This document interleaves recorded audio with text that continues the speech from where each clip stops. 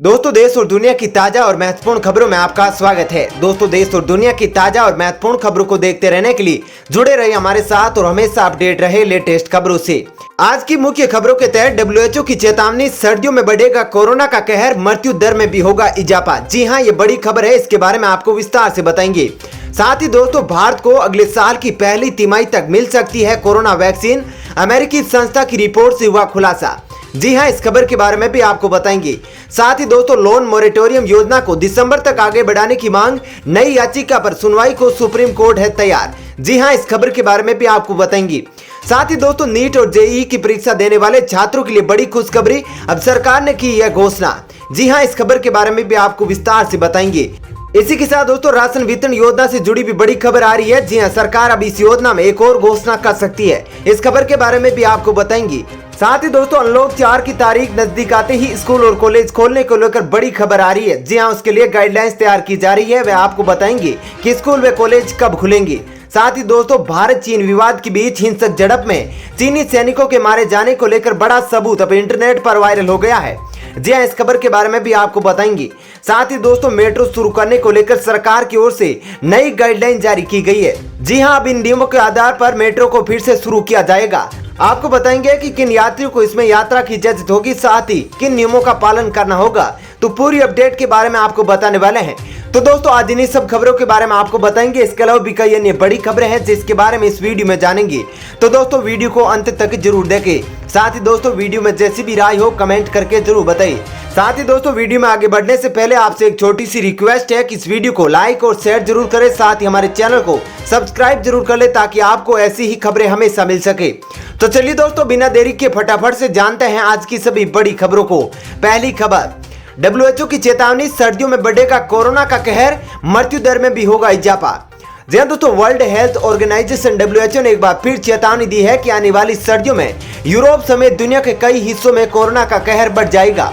संगठन ने कहा कि इस दौरान अस्पतालों में भर्ती होने वाले लोगों की संख्या बढ़ेगी और मृत्यु दर में भी इजाफा होगा। यूरोप में WHO के रीजनल डायरेक्टर हेनरिक क्लग ने कहा कि सर्दियों में युवा लोग बुजुर्ग आबादी के कहीं ज्यादा करीब होंगे। हम गैर जरूरी भविष्यवाणी नहीं करना चाहते, लेकिन इसकी निश्चित रूप से आशंका है इस दौरान ज्यादा लोग अस्पतालों में भर्ती होंगे और मृत्यु दर बढ़ जाएगी। हेनरिक क्लग ने आने वाले महीनों में 3 मुख्य कारणों पर फोकस करने के लिए कहा है। इनमें स्कूलों को फिर से खोलना, सर्दी जुकाम का मौसम और सर्दियों के दौरान बुजुर्गों की ज्यादा मौत शामिल है। इन वजहों से संक्रमण के घातक होने का खतरा है। उन्होंने कहा कि दुनिया के देशों को उनकी इस चेतावनी के मुताबिक अभी से तैयारियां करनी शुरू करनी चाहिए।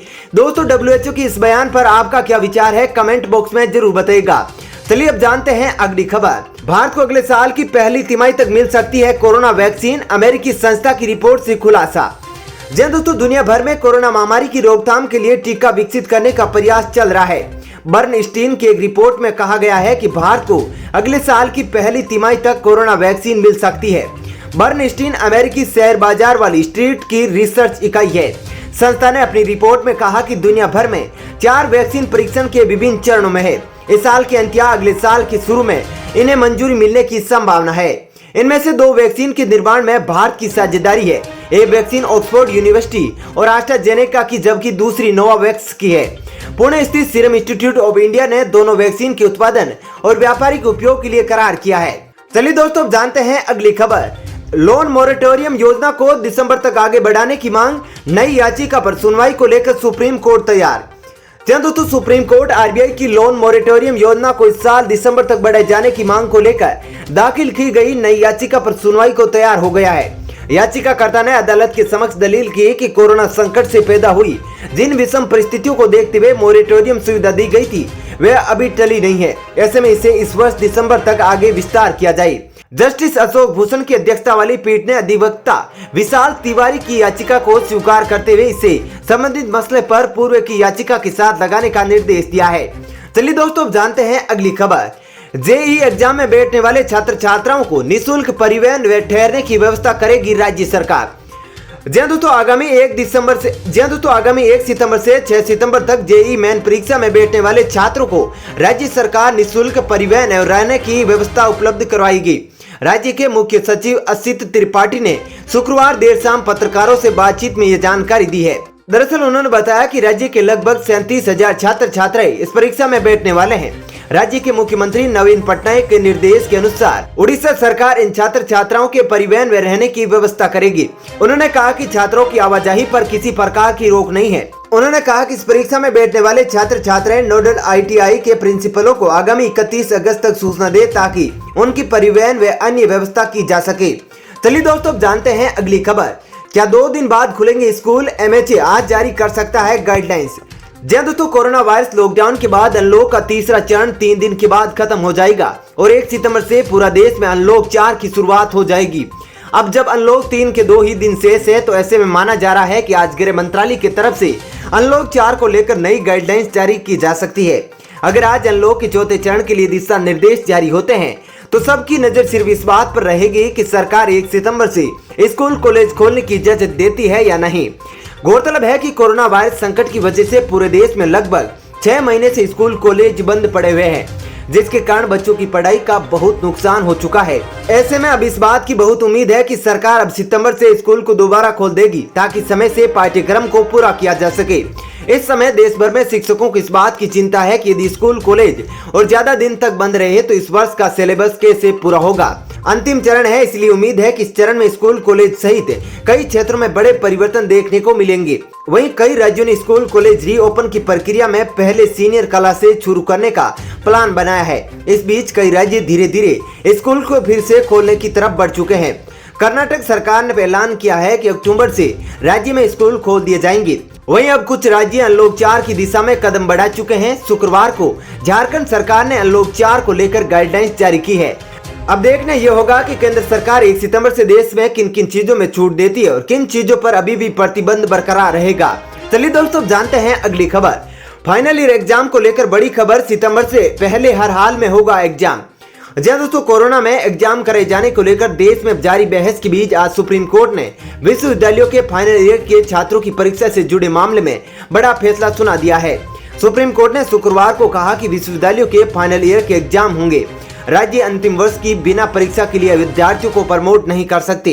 30 सितंबर तक परीक्षा करवाने के लिए UGC के फैसले पर सुप्रीम कोर्ट ने मुहर लगा दी है। कोर्ट ने कहा कि किसी राज्य को लगता है उनके लिए परीक्षा कराना मुश्किल है तो वे UGC के पास जा सकता है। चलिए दोस्तों, अब जानते हैं अगली खबर। चीनी सैनिकों के मारे जाने के सबूत, ग्रेव स्टोन की वायरल हुई तस्वीर। दोस्तों, लद्दाख की गलवान घाटी में 15 जून को भारत और चीन सैनिकों के बीच हुई हिंसक झड़प में चीनी सैनिकों के भी मारे जाने के सबूत सामने आ गए हैं। हालांकि चीन ने कभी भी इस बारे में खुलकर कुछ नहीं कहा। वे इस बात को दुनिया से छिपाता आ रहा है। दूसरी ओर इस झड़प में 20 भारतीय जवान शहीद हो गए थे। दरअसल संभावित चीनी सैनिक की कब्र का पत्र सोशल मीडिया प्लेटफॉर्म वीबो पर शेयर हुआ। ऐसा माना जा रहा है कि कब्र उसी चीनी सैनिक की है जो भारतीय सैनिकों से झड़प के दौरान मारा गया।